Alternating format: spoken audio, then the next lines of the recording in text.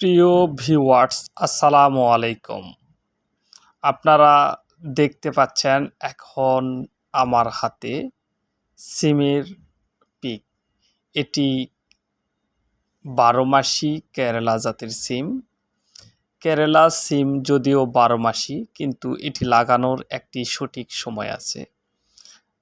যিনারা আগাম চাষ করবেন তিনারা জুনের মাঝামাঝি থেকে আগস্ট পর্যন্ত আগাম সময়।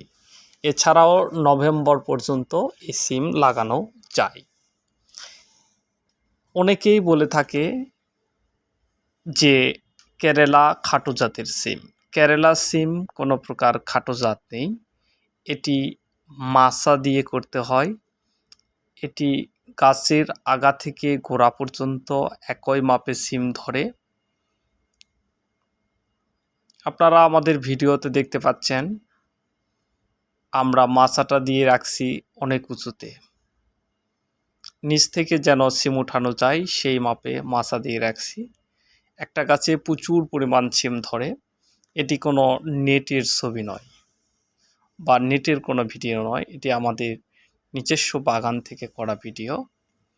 আপনারা দেখেন একটা গাছে প্রচুর পরিমাণ সিম ধরে।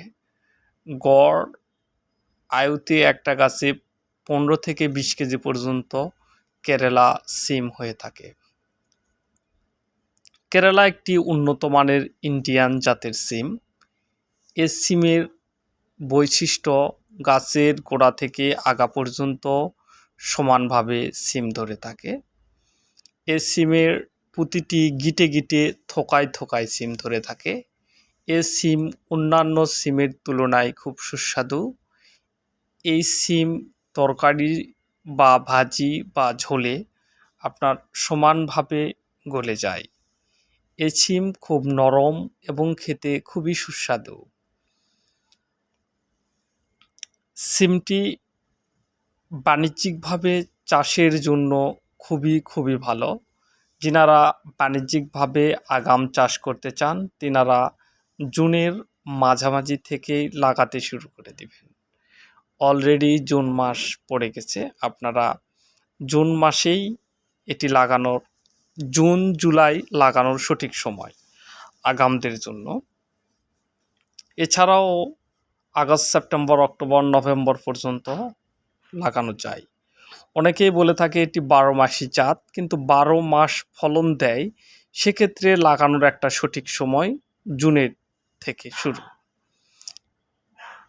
এটি লাগাতার ৮ মাস থেকে ৯ মাস পর্যন্ত ফলন দিয়ে থাকে। আপনারা দেখতে পাচ্ছেন আমাদের বাগানের চিত্র। প্রতিটা গাছে কি পরিমাণ সিম ঝুলে রয়েছে, প্রচুর পরিমাণ সিম থাকে।